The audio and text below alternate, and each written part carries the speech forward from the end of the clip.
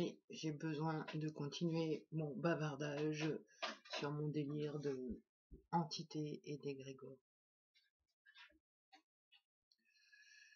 Je me rends compte que les humains entre eux savent pas tellement se recharger en énergie, et du coup constamment dans les échanges on se vole l'énergie. Pas que dans les échanges, dans la sexualité aussi. La sexualité est vachement bafouée, l'amour est bafoué. Il n'y a plus faire l'amour, il y a coucher pour le plaisir, et surtout coucher pour se recharger. Parce que on est tous en manque d'énergie vitale qui est pompée par des entités, et pas que. Du coup, entre humains, on se pompe l'énergie, les entités nous pompent l'énergie, et au bout du compte, quand t'as plus d'énergie, bah tu peux que te soumettre.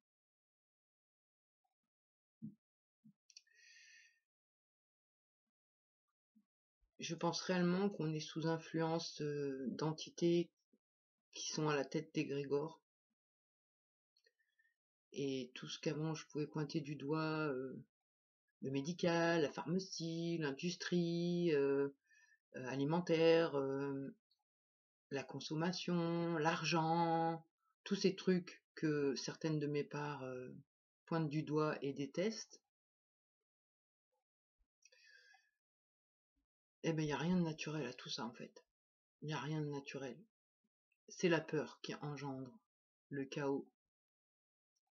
Et la peur, elle est infligée par le monde invisible, et elle s'immisce par l'esprit, et elle s'immisce quand t'es pas présent. Mais en même temps, on nous a jamais appris à être présent. On nous a toujours dit qu'il fallait se dépêcher et qu'il fallait faire comme on nous dit. Et donc se plier, obéir, gagner sa survie, pas trop se poser de questions.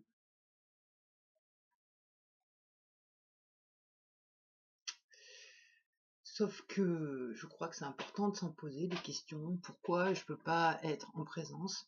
Pourquoi j'ai constamment envie de fuir dans la clope, ou sur internet, ou en regardant un film, ou en buvant de l'alcool? En fait, on cherche beaucoup à fuir l'instant présent alors qu'on n'existe que dans l'instant présent.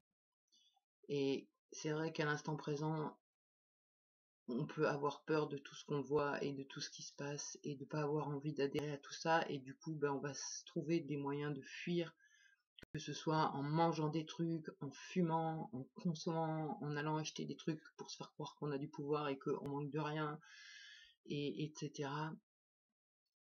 Mais du moment où tu fuis l'instant présent, tu laisses ta place. Et à qui? Bah, à des entités. Et je me rends compte en fait que réellement le monde est régi par des entités, et que plus ça va, plus elles sont incarnées, parce qu'elles sont réellement infiltrées dans l'esprit des humains. Tu prends un humain tout seul en dehors du système de la société, il a envie d'amour, de bienveillance, de partage, de paix, d'harmonie, etc. Tu le remets dans la société, il perd toutes ses valeurs et il court après l'argent pour avoir de quoi survivre, et il est prêt à faire des puteries aux autres. C'est la loi du plus fort en fait. Je vois plein de gens par chez moi qui travaillent dans les usines pharmaceutiques pour gagner de l'argent, pour gagner leur survie, et en vrai bah, ils travaillent. En fait je crois que tout ce que j'avais pointé du doigt c'est des égrégores, et c'est relié, c'est des égrégores qui sont reliés à la même grosse entité bien pourrie. Je sais pas trop encore démêler les fils plus que ça, mais je me rends compte que réellement tout est énergie, que réellement l'humain il a un pouvoir créateur, sauf que c'est pas lui qui l'utilise, voilà. Et, et tout nous conditionne, et si on est conditionné, ça veut dire quoi? Ça veut dire qu'on nous rentre des croyances dans la tête, et ces croyances-là, elles se matérialisent et nourrissent du monde, nourrissent en énergie, et à plein de niveaux. Et ça s'infiltre tellement subtilement que bah c'est invisible, donc on le voit pas, et du coup on sait pas contre quoi on se bat. Mais par exemple, fumer, personne n'a envie de fumer en vrai, personne. Et juste on est sous l'emprise d'une entité qui va nous faire la misère si jamais on décide d'arrêter. Ou oui, c'est ça en fait. Si là je décide d'arrêter de fumer sans prendre conscience que ça passe par une entité et que j'y mets ma propre volonté, je vais me faire démonter. Par contre, je pense que si je prends conscience que c'est des entités qui me manipulent et qui me font croire que j'ai besoin de ça, d'abord je les liquide et ensuite je pense que je peux arrêter de fumer. Je sais pas, ça je vais le tester par moi-même, on va voir ça les semaines à venir. Et je crois que c'est tout comme ça. Et le pire, c'est que ces entités-là, elles peuvent se faire passer pour le bien. C'est-à-dire, on va dire, il y a les mauvaises entités et les bonnes entités. Non. Ça reste le monde invisible, ça reste le monde des morts. Le monde des morts n'a rien à faire dans le monde des vivants. C'est ce qui crée le chaos. Macron, il a raison quand il dit la bête est là. Le monde invisible, c'est comme s'il prenait place dans la matière tellement fort qu'il va il est déjà dans la matière. Et c'est pour ça que le monde du vivant est en train de crever, parce que on peut pas être vivant dans le monde des morts, quoi. Et là, c'est réellement ça. Donc c'est vraiment prendre conscience de tous les égrégores qui nous contraignent.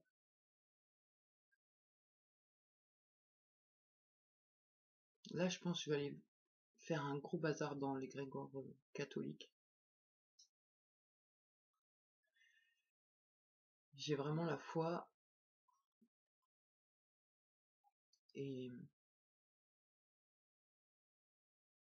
c'est pas évident en fait de trouver sa souveraineté, parce que se confronter à ce vide, à ce néant, à cette solitude, ça fait peur. Donc du coup, on va avoir envie de fuir par quelque chose, une occupation. Et du moment où on fuit, on n'est pas présent. Et si on n'est pas présent, à quoi ça sert de vivre? Donc je vais vraiment mettre ça en place, essayer de travailler la présence à fond. Le cœur aussi. Et prendre conscience qu'en fait, il n'y a aucun humain qui est mauvais. On est tous sous influence. Ceux qui m'ont massacré gamine, que ce soit ma famille ou les pédosatanistes, c'est des humains sous emprise d'entité. Et là, c'était une grosse entité de merde, le diable. Alors du coup, je pourrais dire, bon, et ben allez, je vais aller voir l'entité opposée au diable et lui demander de l'aide. Et c'est pas du tout ce que je vais aller faire mardi en allant voir le curé. Il y a beaucoup d'entités mauvaises qui se font passer pour des bonnes entités. Je sais pas comment le verbaliser, je sais vraiment pas comment. Les mots sont pas très justes. Mais dans l'égrégore catholique, on pourrait dire il y a le diable et il y a Dieu. Et Dieu il est gentil et le diable il est méchant. Non, c'est la même chose, c'est la même force, sauf que comme tout est magnétique, il y a deux pôles. Donc faut pas croire que en fricotant avec les anges, ça sera mieux que en fricotant avec le diable. C'est pareil. Je sais pas comment le dire autrement. Mais en tout cas, c'est comme ça que ça vibre en moi.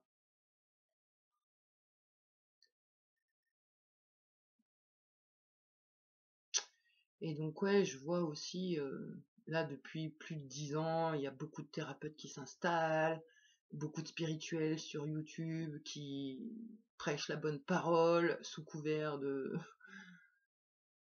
formation ou retraite, mais voilà les prix, il y a toujours le dieu argent derrière. Mais le dieu argent, c'est une entité pourrie. On n'a pas besoin de l'argent en tant qu'humain réellement, en plus on a le pouvoir créateur. Sauf que notre pouvoir créateur, il est détourné par tous les conditionnements, par toutes les entités qui ont déjà infiltré les humains, à travers les médias, à travers ceux qui ont le pouvoir et qui contraignent les autres à l'avoir. Et pour en revenir au thérapeute, moi j'avais vu en testant le Reiki qu'effectivement tu peux soigner des gens, mais c'est sous couvert d'entité et ça a un prix, hein. Tout a un prix, hein. Donc ok, elle t'aide, elle soigne, en échange il faut que tu donnes quelque chose, et c'est l'emprise. Et en général, ceux qui vont, comment dire, ceux qui sont thérapeutes sont sous emprise d'entité et ils en ont absolument pas conscience. Pour eux, tout roule, ils ont l'impression d'être alignés et sur la bonne voie, alors que à leur insu, bah, ils vendent leurs frères à l'entité qui les dirige. Et ça fait que l'entité, elle va pouvoir mettre le grappin sur d'autres personnes. Et on n'en finit plus. D'où les soins collectifs. Il faut surtout pas participer à des soins collectifs ou ce genre de choses. C'est la meilleure façon de se faire mettre sous emprise. Et on est déjà bien suffisamment sous emprise comme ça. Le plus dur, c'est de sortir de l'emprise. Je sais pas encore comment on fait. Mais j'ai des petites idées que je vais mettre en place et je vais voir comment ça se passe. Je pense réellement que la présence, c'est une porte de secours. Faut-il arriver à rester en présence, ne pas se faire déstabiliser par les peurs, donc par les entités? Parce que c'est ça, du moment où tu fuis l'instant présent, tu laisses ta place. Et comme tout nous fait flipper, ben on cherche à fuir constamment. Et si tout nous fait flipper, c'est justement parce qu'il y a des entités à la clé et leur but, c'est de se nourrir d'une façon ou d'une autre. Donc voir vraiment que le monde dans lequel on est régi par des égrégores, des entités, que à mon avis c'est tout le même bazar mais divisé en plein d'égrégores pour pouvoir toucher un maximum d'humains.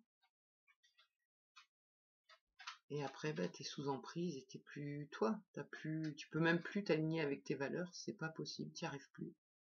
Donc après bah tu fais que survivre, subir et courir après l'argent comme on t'apprend, et etc. etc.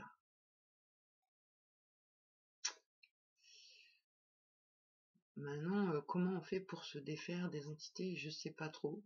Demander à son cœur, je sais pas. Je vois que ça comme une solution. Et, et puis bah dès que j'aurai avancé sur le sujet, bien sûr que j'en parlerai, quoi. Mais déjà, voilà, voir les prises de conscience, c'est énorme, quoi. Jusque-là, moi je croyais que c'était les humains qui faisaient de la merde. Et là, j'ai vraiment super compris que non, c'est pas les humains qui font de la merde. Les humains, ils sont là normalement pour faire leur game avec leur pouvoir créateur et faire un monde d'amour. Sauf que là, c'est pas du tout ce qui se passe. Voilà pour ma vidéo perchée du jour. Et suite au prochain épisode.